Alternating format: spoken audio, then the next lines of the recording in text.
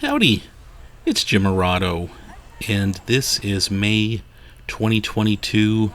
We're in Springfield, Illinois, and we're in an area that's managed by the National Park Service. If you come to Springfield, you're probably looking to visit some Abraham Lincoln sites, and you could spend a pretty good solid day right in here. If you're in a hurry, you could probably do this in a couple of hours too, though, but I kind of like hanging out right here. We'll walk around for a little bit.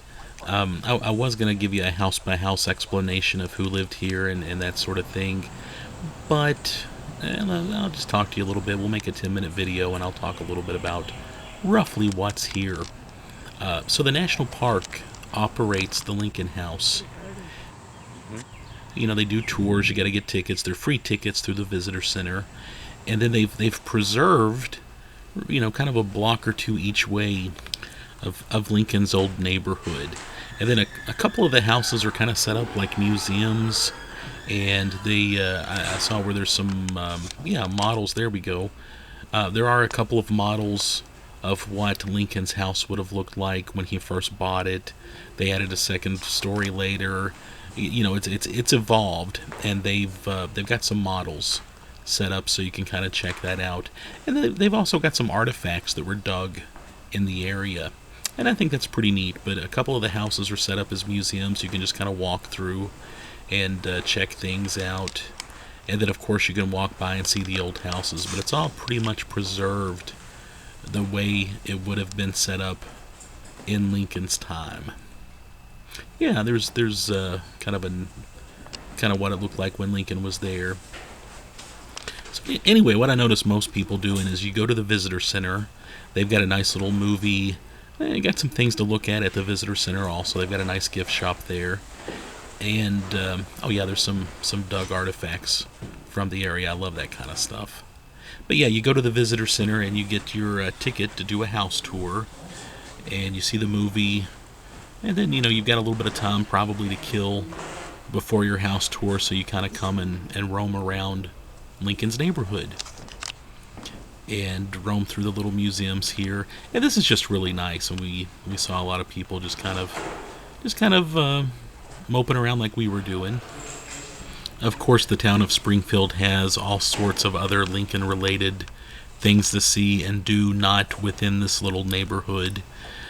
There's the Librarian Museum, which is several blocks away. It's still, a nice little walk away from here.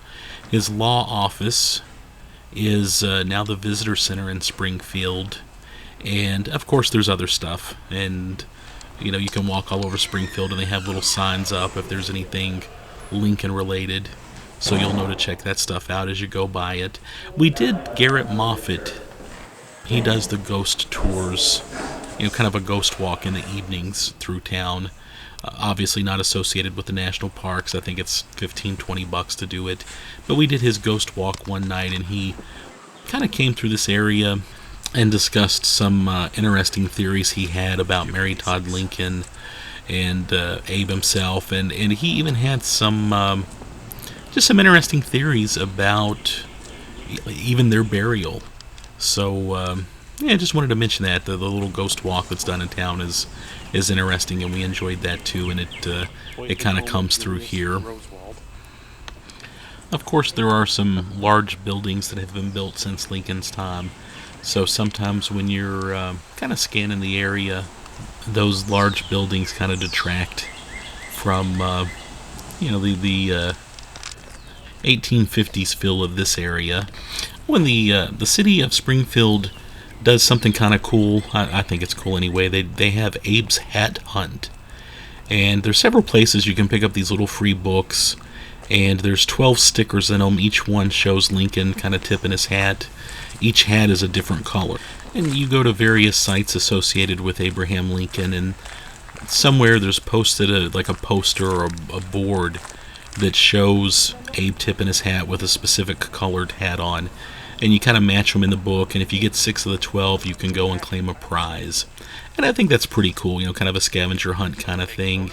And my wife and I did it, and they gave us each a Abraham Lincoln koozie, a rub-on fake Abraham Lincoln tattoo. I thought that was pretty cool, actually.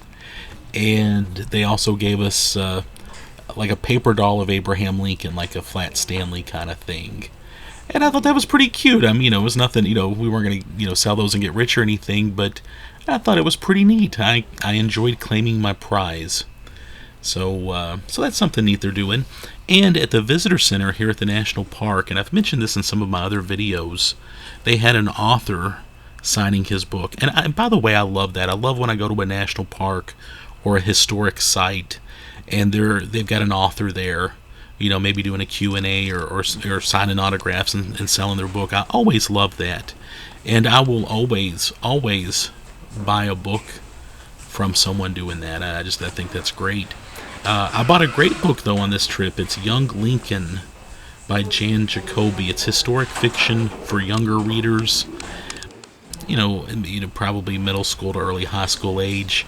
But it's a smart book, and it's fiction written from Lincoln's perspective as he's growing up in Kentucky, Indiana, and then his early years in Illinois. And Jan Jacoby does a great job of, I think really getting into Lincoln's head. And I don't think he has any sort of an agenda. He's just telling Lincoln's story the way it would be told, as if Abe himself were thinking it. I love this right here, too, where they've kind of sectioned off some of the house before they reconstructed some things. I think that's really neat. I wanted to point that out real quick. But yeah, Young Lincoln by Jan Jacoby. I think he's going to make it a trilogy.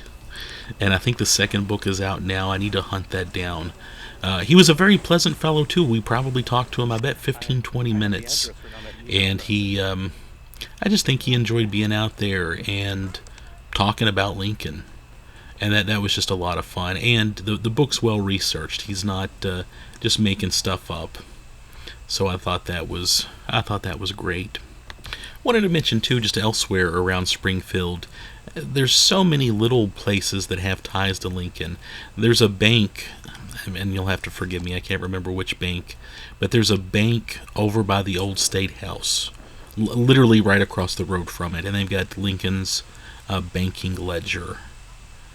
There's DePiero's. It's an Italian restaurant. Love that place, by the way. I put up another video on it elsewhere.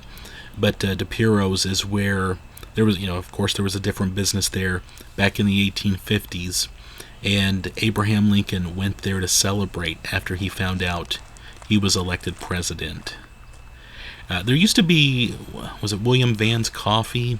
And I believe they're moving, but William Vann's Coffee, and it's not far from here or where it was, but Lincoln helped the fellow who bought that place. He lent him the money to buy it. There's so many little businesses with a connection to Lincoln like that. Oh, and by the way, we're now at the Springfield Carriage Company. This is not in the Lincoln neighborhood that's managed by the national parks, but it's a stone's throw away. If you're coming out of Lincoln's front door and you take a left, go down that street, and then once you leave the neighborhood, it's just right across the street, slightly on the right. Old building that was there during Lincoln's day, and they've got a really nice restaurant, and we like this place a lot. It's probably one of the more economical places to eat in town. It's affordable. They had this great old sound system, by the way. It reminded me of something we had in our house growing up. And they were playing some great music. I heard some Jackson Browne and Bob Seger as we sat there. Oh, and I heard Al Stewart, too. It was almost like they were creating a playlist specifically for me while I was there. But it's a cute kind of bar-ish local restaurant. And, you're not going to get anything super fancy, but what you do get is going to be really nice. And you could tell they were short-staffed the day that we were there, as many businesses are now, but they were still hitting it out of the park and being quick and helpful. They have, they had these sweet potato fries with like a marshmallow dipping sauce. So I thought, well, what the heck, I'll get that as my dessert. It's kind of their signature thing. Yeah, so I got that. It was a very dessert kind of thing. I had a French dip sub, too, that was really good. And it was probably around $10 for all of that. Just a cute older place to check out if you're going to be here in Lincoln's old neighborhood. Love that campaign wagon too, by the way. And just walking around a little bit more, so many little houses. And again, some of them you can walk through and they've got little museums going on. And it is always exciting to me walking through a place like this and an area like this and thinking I'm literally walking where Abraham Lincoln would have walked and Mary Lincoln would have walked. Robert Todd Lincoln, they were here also. And just going down a little bit, there is down on the corner, they've got a couple of fake old style cameras set up. Yeah, you'll see them right down there. And they're basically saying that is the most photographed angle of Lincoln's house. So of course you can stand there and take your picture from the same spot where many people throughout history have taken pictures of that house. I think that's great. They've got some benches down here too. Yes, a community fee.